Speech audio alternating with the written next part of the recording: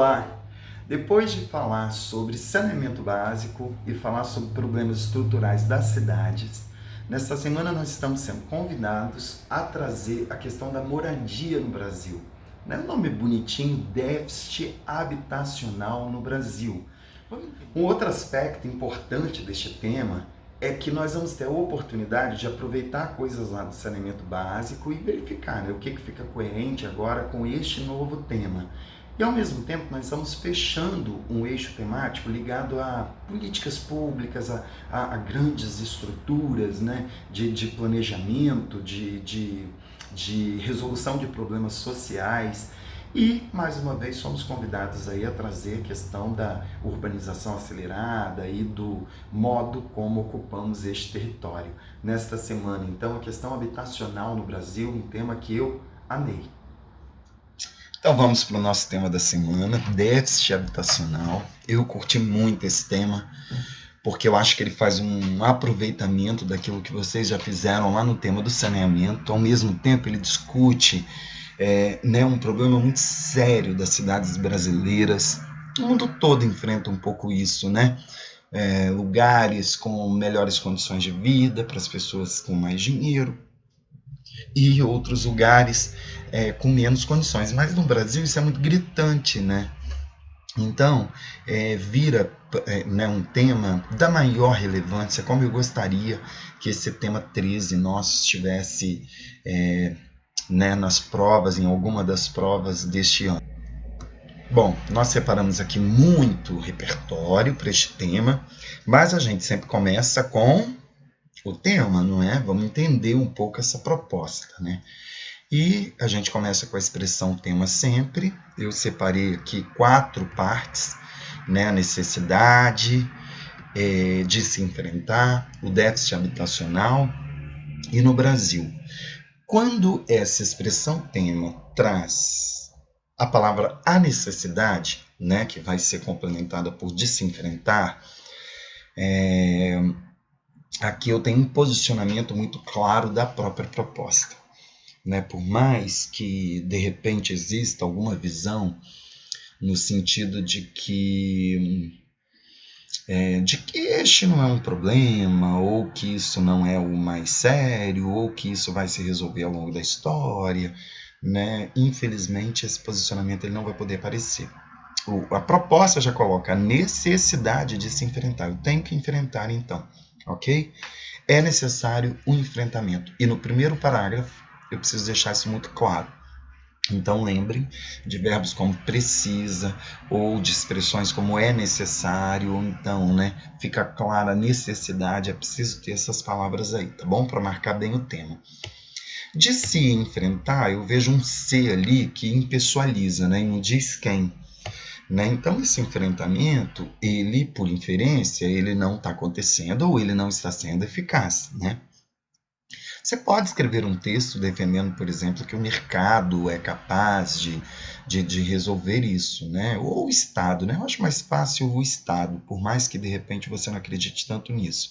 Mas em termos de organização dos argumentos, fica assim, muito mais claro, A gente sabe que a gente tem uma Constituição, que defende, que garante, a moradia. Então, eu iria pelo Estado, tá? Mas é possível também pelo mercado, caso você acredite nisso. Aqui, o déficit habitacional, eu tenho o meu objeto, sobre isso que eu vou falar. Agora, você vai ter que ficar um pouco atento, porque a própria coletânea, lá em um dos textos, o primeiro, vai definir o que é esse déficit habitacional, ok? E aí é um eixo temático, que daqui a pouco eu vou analisar, tá? Esse texto com vocês.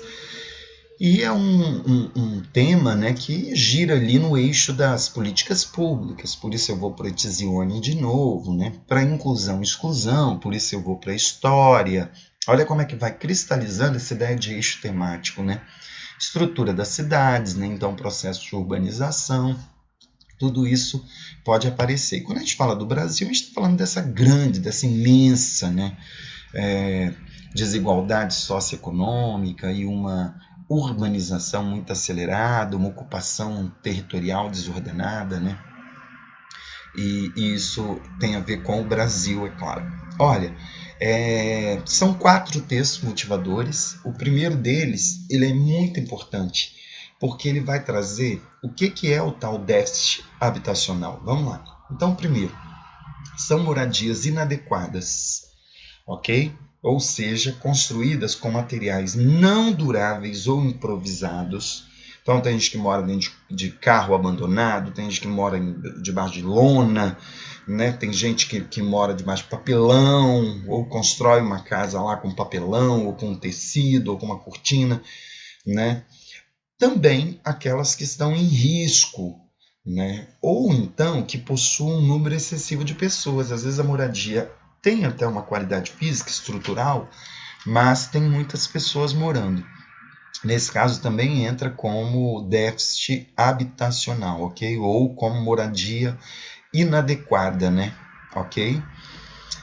Esse déficit ele é calculado e o cálculo leva em consideração 4 aspectos. Primeiro deles, se o domicílio é precário, a precariedade dele, então, a questão estrutural, a coabitação, né? Quantas pessoas que moram ali. Quando há um ônus excessivo do custo do aluguel urbano também, a gente considera como déficit habitacional, ok?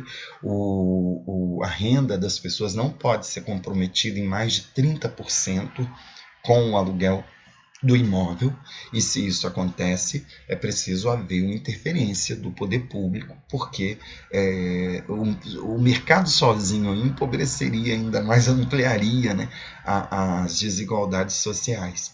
E o último é o adensamento, né, o número de moradores, ok? Quando eu falo aqui da coabitação, é porque às vezes 2, 3 famílias habitam uma única casa, né? E o adensamento é quando eu tenho, né, às vezes dormitórios lotados de pessoas, né? Ou eu alugo quartinhos, sabe aquela história do cortiço lá do Aloysio Azevedo, né?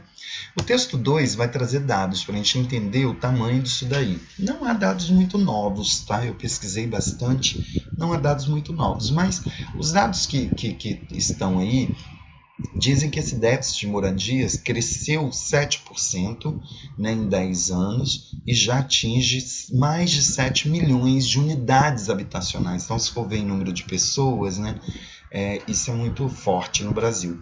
E o próprio texto 2, pela fala ali de um responsável pela pesquisa, já traz aí uma relação com as questões históricas no Brasil, né, um modo como nós fomos ocupando esse espaço, e também as questões econômicas, né, a desigualdade social no Brasil, de novo, com muita força nesse tema aqui. O texto 3, ele vai falar da estrutura de Estado para enfrentar esse problema. Nós temos o Sistema Nacional de Habitação de Interesse Social, né? Esse termo é muito técnico, né? De quem estuda esse assunto, habitação de interesse social. E o Estado criou também o Fundo Nacional de Habitação de Interesse Social para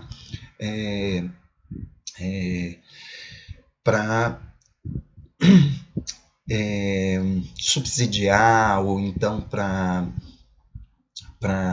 fazer esse investimento, né? Ok?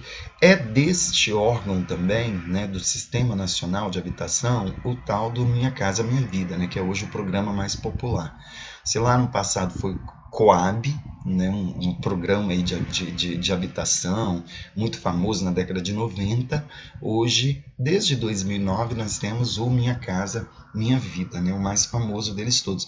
Esse texto 4 está com uma crasezinha errada, né? O professor já brincou lá comigo, dizendo que eu já perdi 40 pontos. Por mais que eu tenha revisado, apareceu uma crasezinha errada aí. Depois vocês acertem, por favor, tá? Acho que está antes de doenças. Doenças no plural, mesmo sendo uma palavra feminina. Se o A na frente estiver em singular, não pode ter crase. Então, passou aí pelo nosso olhar, que é sempre tão atento. Bom, o texto 4 traz um parâmetro da Organização Mundial da Saúde, né? E, né, que trata a questão da habitação como um fator ambiental e da maior importância ligada à saúde, ok? As taxas de mortalidade, de morbidade estão todas envolvidas com a questão de onde as pessoas moram. Então, isso é importante. Tá? Isso está presente num documento que a ONU chama de ONU Habitat, 2010, de 2010. Beleza? Se quiserem depois procurar esse documento, ele vira como elemento argumentativo, né? Ou então até como ponto de partida também, ok? Bom, com relação ao léxico, a gente continua com vários lá do saneamento, a ocupação territorial desordenada, as políticas públicas, né? A questão da qualidade de vida, viver em ambientes insalubres, né? Necessidade de promoção de ações, a questão da propriedade, patrimônio habitacional, especulação imobiliária. Nota que o termo patrimônio, né, em termos de historicidade, aí, de sentido da palavra, ele já remete, né, a esse modo que temos hoje, né, de fazer as casas serem um patrimônio, né? As pessoas são donas da casa, elas compram e mesmo que passem a vida toda pagando, né, aquilo é um patrimônio dela e não da sociedade, né? Um modo de vida, né? Então, quando eu falo de patrimônio ambiental, estou resgatando aí essa relação de bem, né? Mas não de bem público, né? De bem particular. E a palavra propriedade também, né? A ideia de ser próprio de quem pagou. Agora, claro que especulação imobiliária, gentrificação são muito bem-vindos neste tema, muito bem-vindos mesmo. Bom, agora vamos para os nossos pontos de partida. Notem que algumas imagens eu mantive lá do saneamento, porque saneamento e déficit habitacional estão muito interligados, né? Bom, o Amitai Etzioni, alguns de vocês têm utilizado para trazer a questão de que o Estado ele deixa de investir porque ele é envolvido em agendas que são determinadas por contextos sociais, né? A gente não pode olhar para o governo que a gente tem hoje e dizer o governo prioriza a habitação porque a habitação é fundamental para as pessoas. Não é assim. Nós temos uma agenda econômica hoje determinada, inclusive, né, por contextos internacionais, mas a gente também sabe, né, que grande parte do Brasil quer ver essa economia funcionando, então as agendas elas vão sendo determinadas por pessoas que têm mais poder político, que têm mais poder econômico, e a questão da moradia, da casa, que é resolvida por parte dos brasileiros, deixa de ser um problema autêntico do Brasil, né? Então é uma agenda, toda vez que a agenda do Estado for contaminada, né, por questões contextuais, eu posso trazer aí o Amitai, né, porque ele defende que o Estado é uma organização que é fruto, né, da relação com outros aspectos da coletividade, né? Por isso, a política pública ela é contaminada por uma agenda que é determinada por contextos socioculturais. Eu acho que sempre fica muito bom. Eu não acho fácil utilizar, mas fica aí a sugestão. Em termos de literatura, lógico, o Cortiço é o nosso maior investimento, né? Esse livro ele é capaz de ilustrar, né, a fundação das cidades, né? Não a fundação, né, o crescimento, vamos dizer assim, né, desordenado das cidades. E por isso essa ilustração é claro que é muito bem-vinda aqui, o Cortiço de Aloysio Azevedo. Eu mantive a organização lá do saneamento com pequenas modificações, quem já usou vai poder usar novamente. Ficou assim: a literatura registra, na obra O Cortiço de Aloysio Azevedo, por meio do surgimento, apogeu e declínio de um cortiço, os efeitos da expansão desordenada do espaço urbano no Brasil. A narrativa mostra-se relevante no atual contexto de ocupação territorial por revelar o início de uma desestrutura que tem fortes impactos até hoje na vida dos cidadãos, sobretudo no que se refere ao acesso à moradia digna. Olha como é que eu consigo facilmente chegar aí ao tema, né? E estou pronto aí para trazer a tese já, ok? Um pouquinho de cuidado que eu não estou focando especificamente, né, nas habitações né, de péssima qualidade, mas embora, né, o Cortiço ilustra isso sim, mas eu acho que a tônica ali do Cortiço é essa vida tumultuada, né, fruto, claro, daquele crescimento, daquele momento histórico, né? Acho que fica super genial para este tema, tá? Minha próxima dica está na história. Eu também posso abrir aqui com história. Olhem, eu não coloquei aqui. Eu posso falar, né, da desestruturação urbana brasileira de um modo geral, né? E aí eu mantive também aquilo que a gente viu lá com o saneamento, ó, motivada pela instalação de parques industriais a partir dos anos de 1930, efetivou-se uma forte e acelerada urbanização, com um aumento expressivo da população urbana após a década de 50. Esse processo mostrou-se desordenado na medida em que as condições de habitação não são boas, né, para todos os moradores, né, gerando, né, lugares praticamente inabitáveis, né, e que legam pessoas a uma condição né, de vida muito ruim. Mas é claro que eu tenho outros tópicos históricos, eu não coloquei aqui nos slides, mas tem a lei de terras no Brasil, porque é legal você passar por isso também, porque se o tema não fosse habitação, mas fosse a questão da distribuição de terras no Brasil, da ocupação das terras, quem são os donos das terras no Brasil, chamar a lei de terras é um ponto interessante, tá? Mas eu queria chamar a atenção aqui para a transferência da família real no Brasil, transferência da família real, tá? Perdão aí. Quando a família real chegou em 1808, acho que ela fica aqui até 1821, se não me engano, né? Mas depois vocês conferem esse dado histórico, mas a chegada dela é bem ilustrativa também de como no Brasil as propriedades elas estão em prol daqueles que têm mais poder político e mais poder econômico, né? Para alojar essa corte toda, né, que veio com essa família real, foi necessário desalojar muitas pessoas no Rio de Janeiro. Então, isso pode ser uma passagem histórica ilustrativa aí para a gente abrir esse texto, tá bom?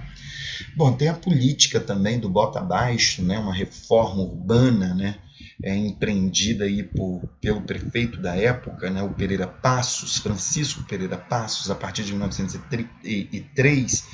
Isso é no Rio de Janeiro, mas que também chama muita atenção, né? Porque todo o processo de sofisticação das cidades é também um processo de exclusão, porque ninguém quer resolver os problemas sociais e econômicos desse povo, né?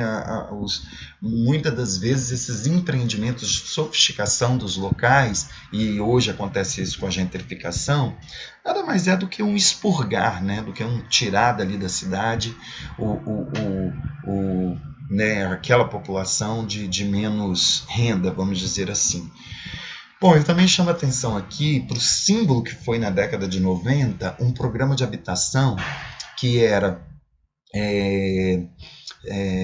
autorizado pelo governo federal, mas implantado pelos governos estaduais, chamado Coab, né? Então a gente passa a ter Coab Espírito Santo, Coab Minas Gerais, Coab né, Paraná, e aí a Coab tá no imaginário, né, das pessoas, né? Conseguir uma casa por um programa do governo.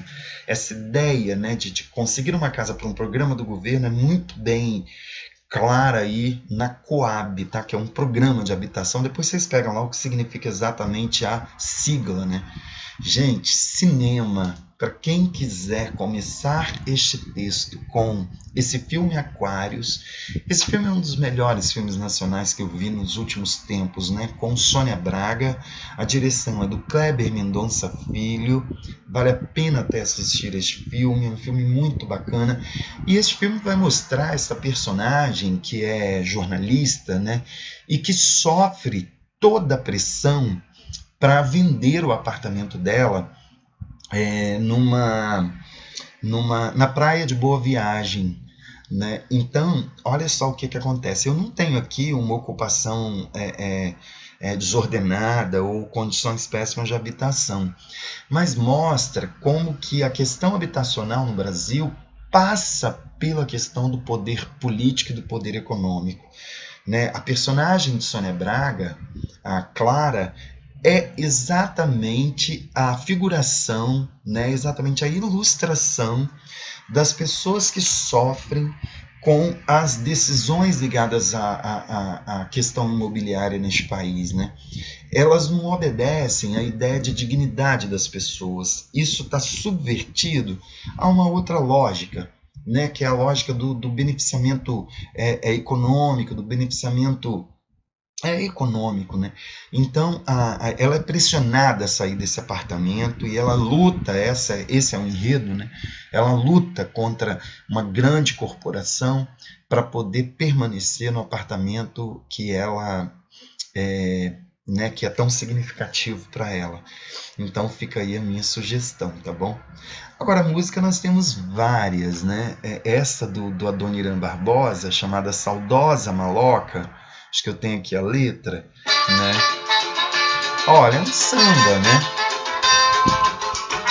Vou tentar botar aqui em segundo plano, enquanto a gente faz essa leitura, né?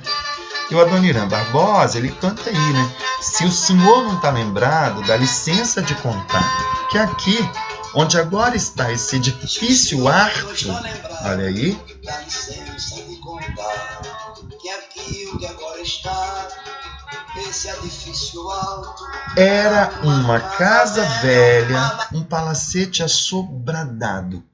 Foi aqui, seu moço, que eu, Mato Grosso e o Joca construímos nossa maloca. Mas um dia, nós nem pode se lembrar, veio os homens com a ferramenta, o dono mandou derrubar. Eu acho que se você traz aí para abrir esse texto, né? Veio os homens com as ferramentas, o dono mandou derrubar. São versos do Adoniran Barbosa que demonstram que a questão da falta de lugar para morar, que é um princípio básico, né, da vida de todo mundo, é histórica no Brasil e que permanece até hoje. Então isso ficaria, né, um excelente ponto de partida, vai chamar muita atenção do corretor, eu tenho certeza, e é isso daí. Mas há uma outra também, muito famosa, né, que é a do Zé Ramalho, né, chamada Cidadão. Essa é a música que já coloca o lado do trabalhador, né? Ele constrói esses edifícios, mas depois ele não tem o direito de entrar, né? Que dirá de habitar, né? Então, se você pega algum versinho, né, dessa música... Tá vendo aquele edifício, moço? Ajudei a levantar. Foi um tempo de aflição. Olha aí, gente. Olha... Se você coloca aspas e coloca eu nem posso olhar para o prédio que eu ajudei a fazer, né, está no desabafo do eu lírico de uma das canções do Zé Ramalho, a canção chamada Cidadão. Olha que bonito que fica esse começo de texto. É minha outra sugestão, eu acho que vai dar uma coisa muito legal para o seu texto. Todos os fatos atuais são sempre bem-vindos. Sempre tem um fato atual referente ao tema, já que os temas eles são todos muito temas atuais, né? A pandemia de Covid expôs uma vulnerabilidade brasileira, né? Da mesma forma que o saneamento, né? As condições de moradia são tão precárias que as pessoas têm dificuldade de lavar as mãos, né? Então, é claro que você pode explorar aí suas informações referentes a essa pandemia, né, de Covid-19, né, e trazer, ok? Este tema, beleza? Na hora de apresentar o tema, não se esqueça, né, que a gente tem aí a necessidade de enfrentamento desse déficit habitacional. Já vimos o que é déficit habitacional, né? E isso tem que estar claro aí na apresentação do problema. Não se esqueça, né? Todas as palavras e expressões-chave precisam estar lá para a gente caracterizar uma materialidade temática, né? Para eu entender que você percebeu o tema, ok?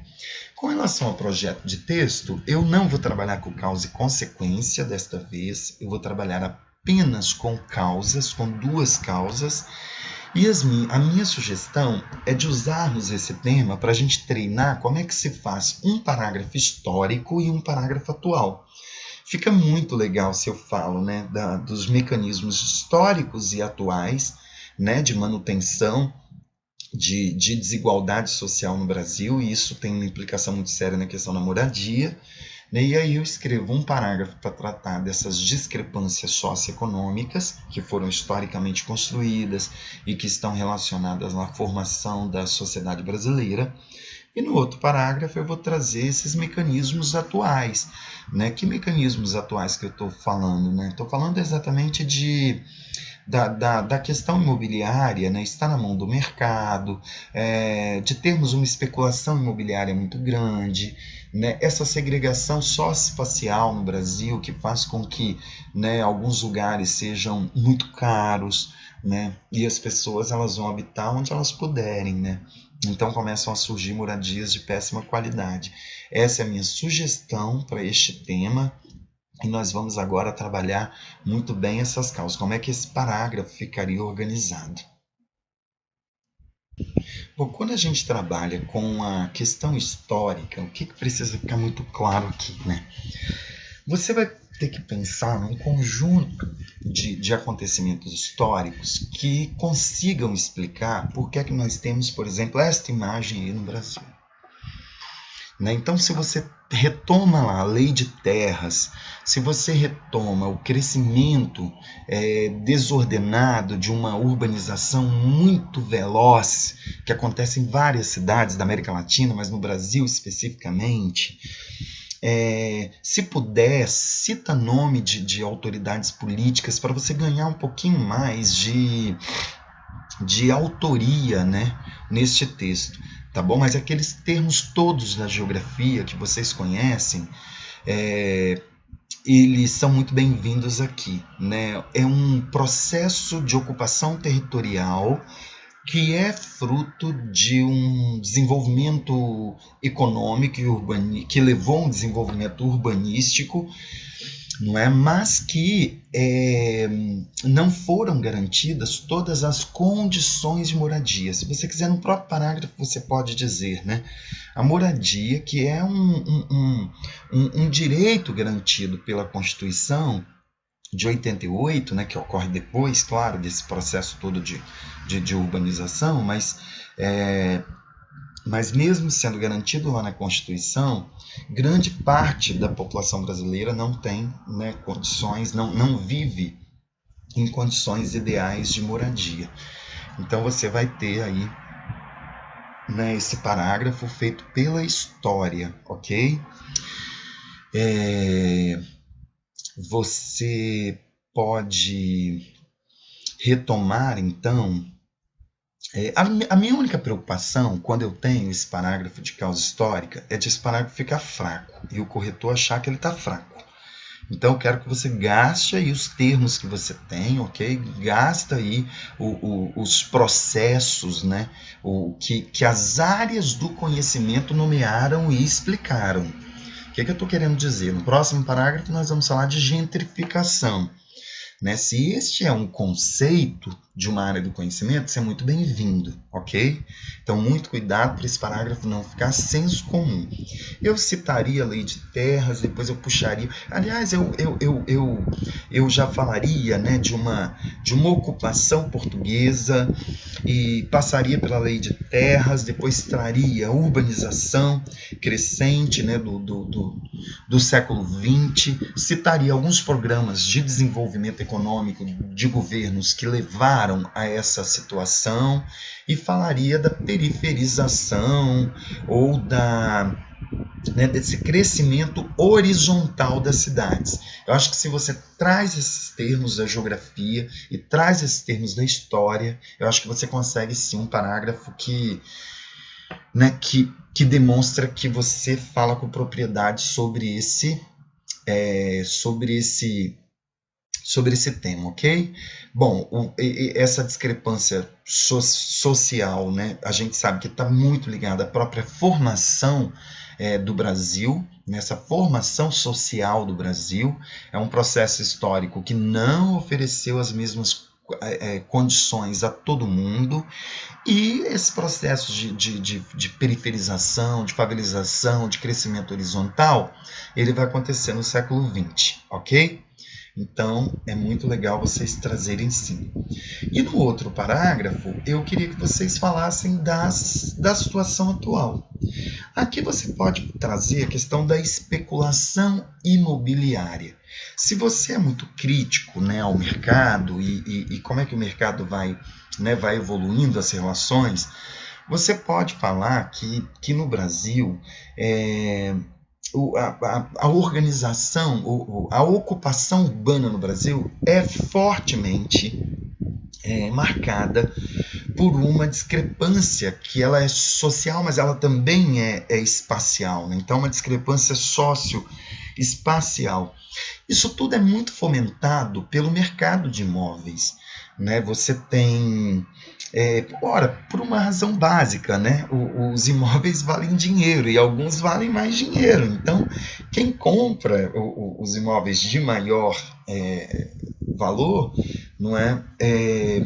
Começam a se formar bairros, né, em que há cobranças por estrutura, né, por condições, né, e essa moradia, ela, claro, é cara e com condições, mas boa parte da população não tem acesso a isso. Então o problema não é só o mercado, né?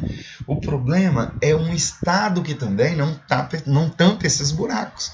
Né? É preciso haver aí uma política pública de subsídio que seja, né, ou um programa de financiamento muito eficaz, né, exatamente para que não legue a boa parte das pessoas que não conseguem entrar nesse mercado, né, não conseguem adquirir esse imóvel, não leguem essas pessoas a periferização, ok? Isso tudo ainda por bairros sem planejamento, quer dizer, era muito melhor que esses bairros fossem planejados pelo Estado, que isso fosse, que se investisse nessas moradias, que se subsidiasse parte delas, que as pessoas pagassem prestações muito pequenas, mas que houvesse uma estrutura, porque depois manter essa estrutura desse bairro é muito mais fácil do que demolir tudo e refazer. Aliás, todos esses processos sempre foram muito feios, né, no Brasil, porque depois vão querer tirar essas pessoas de lá, às vezes à força, às vezes demolindo e tudo mais.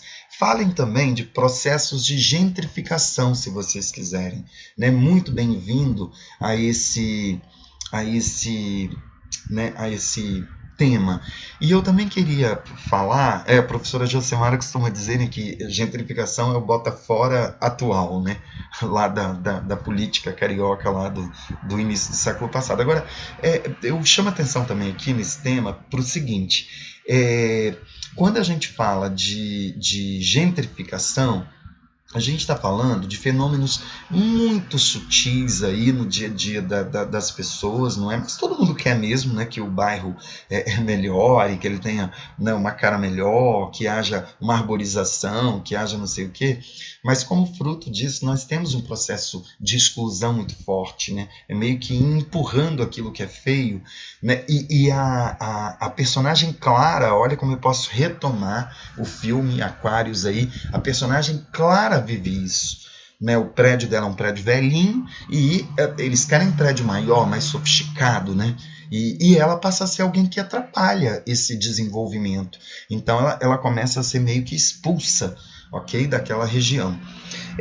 Eu também queria lembrar vocês um termo que o Bauman tem, que é muito bacana, que é fruto, né, é meio fruto da violência, mas eu acho que dá para subverter esse tema, que é um fenômeno urbano, que é um fenômeno da mixofobia, né, o medo do outro, né? No Brasil isso fica muito claro, porque essa desigualdade, essa discrepância socioespacial que existe no Brasil também vai produzindo grupos sociais antagônicos. Olha que horror.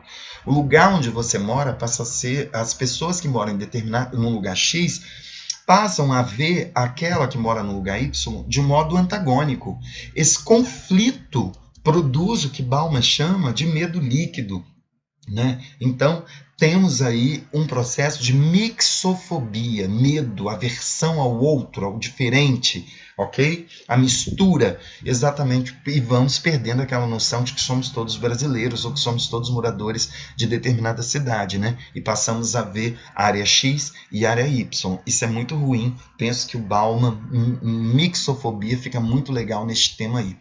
Galera, propostas de intervenção, né? Não quis investir tanto aqui com muita clareza, Mas se você trabalhou a ideia, né, de que faltam investimentos do Estado, para mim a proposta está muito clara, né? Preciso fortalecer o Minha Casa Minha Vida, ou é preciso refazer esse projeto, é preciso fazer uma ampla pesquisa para fazer um levantamento, né, de áreas inabitáveis, né, aqui no Brasil, para poder criar um programa, um novo programa, né, que pode ser subsidiado de repente até pelos imóveis mais caros.